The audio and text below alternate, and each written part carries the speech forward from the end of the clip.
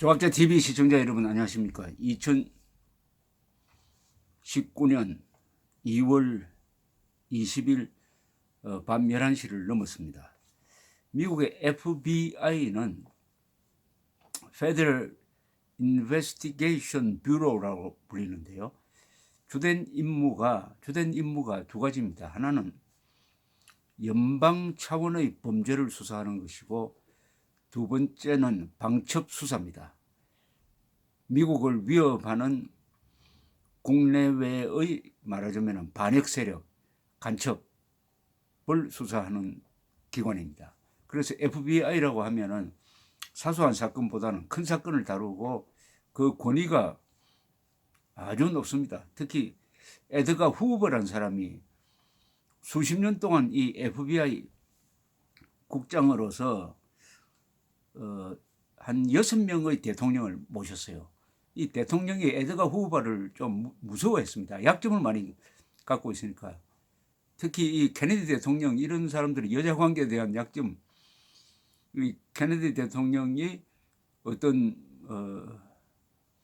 여자, 그것도 마피아의 애인과 관계되는 애인인 여자와 관계를 맺는 이런 걸 다 도청을 해가지고, 그러니까 함부로 에드가 후보를 자르지 못했습니다.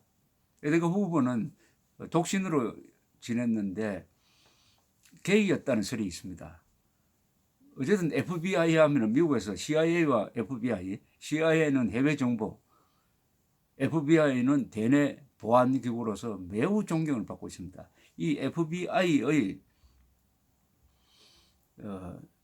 국장 대리를 했던 그 국장이 코미인데, 코미라는 사람이 2017년 초에 트럼프 대통령에 의해서 해임이 됐습니다. 왜냐하면 트럼프 캠프와 러시아 정보기관의 유착관계에 대한 수사를 중단하라는 명령을 거부했기 때문에 해임이 되었습니다. 그때 그 뒤에 앤드류 맥케이브라는 분이 이제 국장 대행을 했습니다. 그 뒤 국장 대행을 한 1년 정도 했습니다.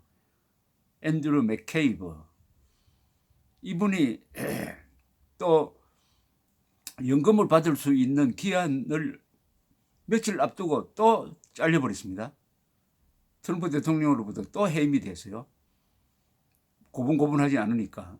그래서 앤드류 맥케이브가 작심을 하고 이 회고록을 썼는데, 위협, The Threats라는 제목이 붙은 이걸 가지고 이제 본격적으로 폭로를 하고 있습니다. 지금 어제 CNN의 유명한 앤더슨 쿠퍼 기자와 인터뷰를 했는데 쿠퍼 기자가 이렇게 물었습니다. 당신은 아직도 트럼프 대통령이 러시아의 첩자라고 생각하느냐? 이렇게 물었습니다. 러시아 첩자라고 생각하느냐? 이렇게 물으니까 나는 그 가능성이 있다고 생각한다. 그래서 우리가 방첩 수사를 시작한 것이다. 나는 정말 궁금하다. 지금 뮬러 특검이 그 문제에 대해서 어떤 결론을 내릴지 정말 궁금하다. 이렇게 이야기를 했습니다. 이건 폭탄 증언이죠. 바로 이걸 한국식으로 이야기하면 이렇게 되는 겁니다. 국정원 차장이 물러나서 회고록을 써가지고 우리 대통령은 북한 간첩일 가능성이 있다. 그래서 내가 있을 때 현직 대통령을 대상으로 방첩 방향으로 내사를 했다. 근데 그게 결말이 어떻게 나는지 모르겠다. 이렇게 말하는 것 같습니다. 맥케이브가 왜 그러면은 간첩이란 무슨 증거가 있느냐? 이렇게 물었더니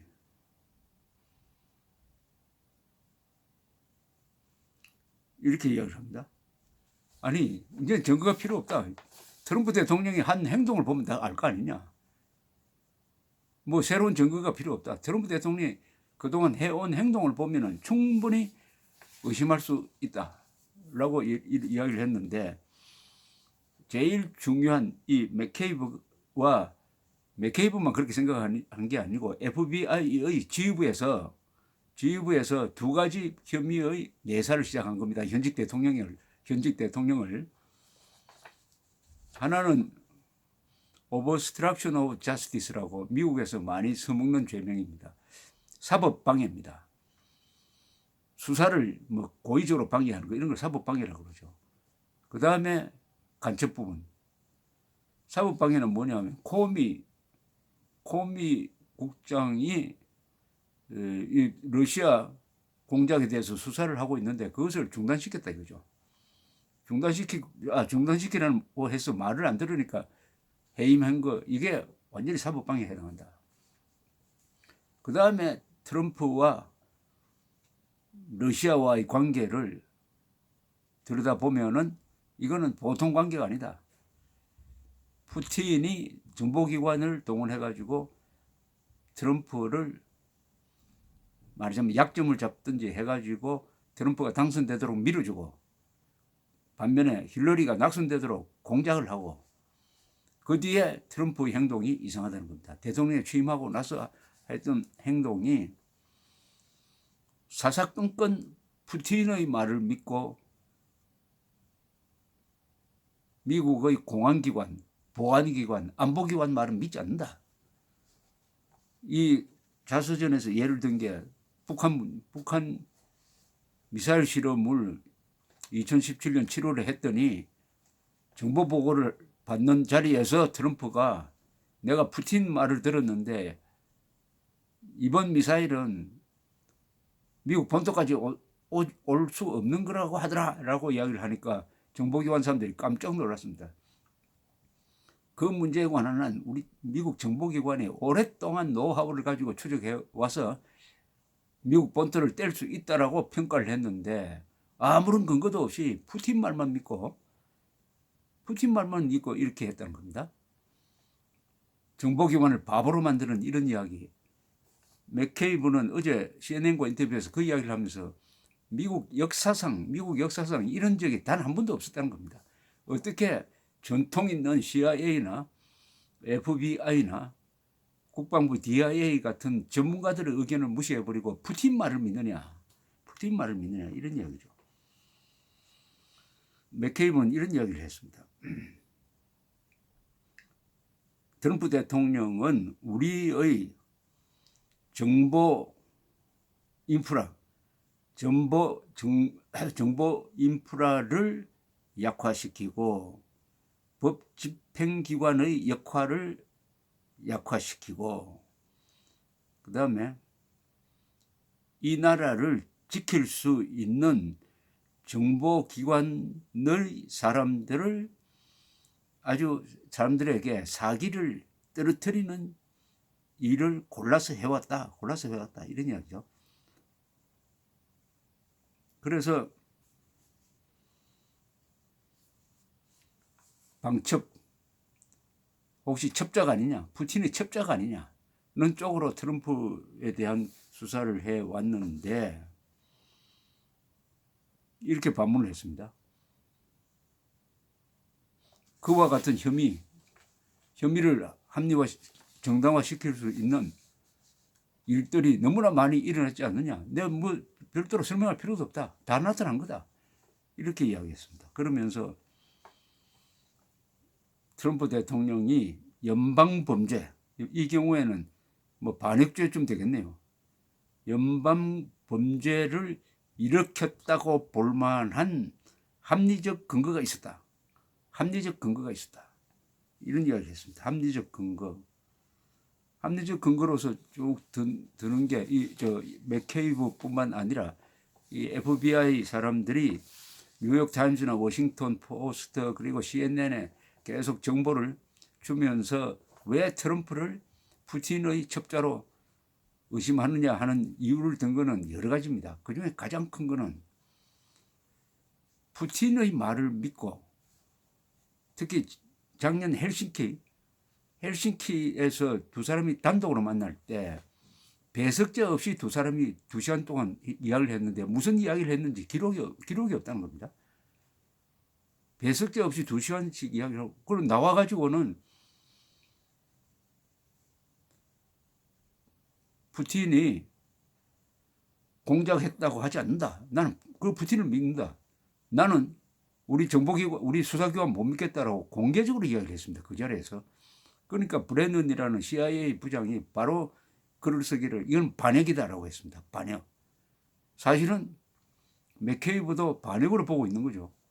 간첩인지 모르겠다 하는 게 바로 반역이라는 거 아닙니까? 그러니까 CIA, FBI에 있는 이 수사 전문가들, 보안 전문가들은 트럼프를 푸틴의 공작에 넘어간, 그리하여 하는 일마다 러시아에 유리하고 미국에 불리하고, 특히 미국의 FBI, CIA 같은 정보기관에 불리한 일만 골라서 한다.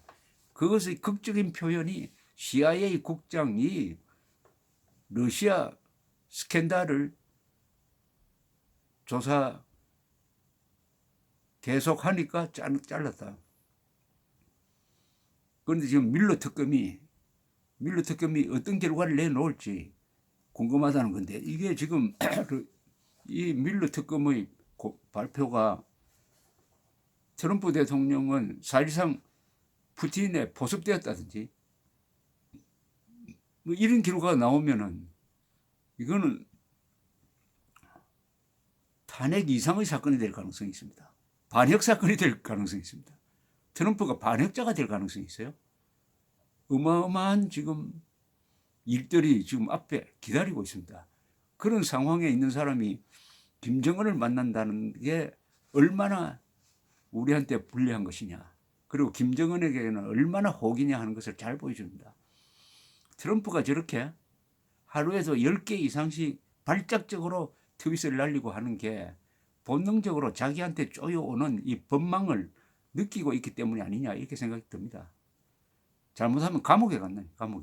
감옥도 보통 감옥이 아니죠. 이게 만약 간첩 사건으로 확인되면 어떻게 됩니까? 미국 역사상 이런 일은 없었습니다. 미국 역사상 LG 히스라든지 덱스터 화이트라든지 이 재무부와 국무부의 국장급이 소련을 위해서 봉사한 간첩이었던 적은 있습니다. 그것도 굉장한 간첩이죠. 왜냐하면 LG 히스는 유엔을 창립하는데 사무총장 역할을 했던 아주 엘리트였습니다. 간첩이 들통나지 않았으면 국무장관 될 사람이에요. 덱스터 화이트도 마찬가지예요. 이 사람은 IMF를 만든 사람입니다. 그런데 이 사람이 소련 간첩이었어요. 소련 간첩이었습니다. 이 사람도 가만히 있었으면 재무장관 될 사람이에요. 또 수상한 사람이 한 사람이 있습니다. 미국 역사상. 월레스라는 사람이에요. 월레스는 프랭클린 루즈벨트 밑에서 부통령을 했어요. 그러다가 나중에 1944년 대통령 선거 때 부통령 자리 경선을 두고 다투다가 트루만한테 져서 탈락이 됐습니다. 만약 트루만이 아니라 월레스가 부통령이었으면 세계 역사가 달라졌을 겁니다. 월레스는 친러시아 분자였어요. 월레스는 간첩은 아니지만은 소련 측에 포섭된 인물로 보는 사람들이 많습니다. 이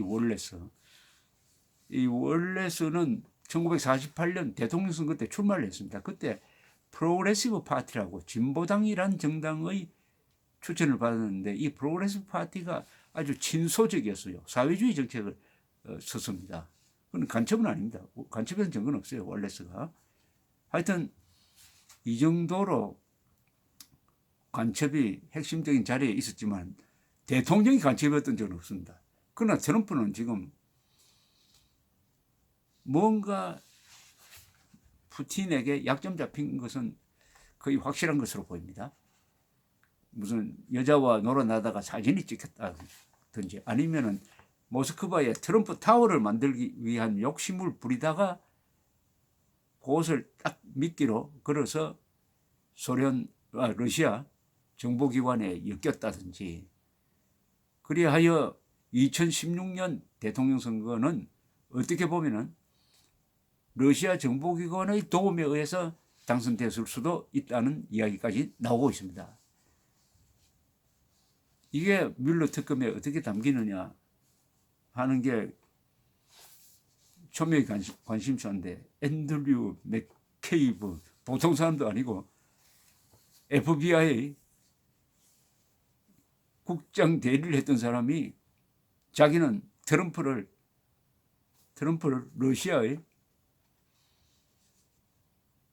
러시아의 첩자로 본다라고 이야기를 했습니다. 이 FBI 역할이 한국으로 말하면 공안 두 가지 역할입니다. 하나는 이 국정원의 대공수사, 그리고 검찰의 공안부 역할을 겸하고 있습니다. 겸하고 있는데, 한국에서도 공안검사와 국정원의 이 대공수사 하는 사람들이 살아있다면은 지금 문재인 정권의 행태에 대해서도 면밀하게 들여다보면서 국가 반역이 일어나고 있는 게 아닌지, 국가보안법 위반이 일어나고 있는 거 아닌지를 감시를 해야 됩니다. 감시를 해야 됩니다. 왜냐하면은 문재인 정권 안에 주사파가 있다는 비판을 아무리 해도 주사파가 아니라고 안 해요. 그럼 주사파가 있다고 보여지는데, 주사파가 뭡니까? 김일성주의자입니다. 김일성주의자가 하는 행동이 국가 반역으로 치닫지 않도록 감시해야 될 임무가 바로 국정원과 검찰의 공안부입니다. 요사이 뭘 하고 있는지 궁금합니다. 감사합니다.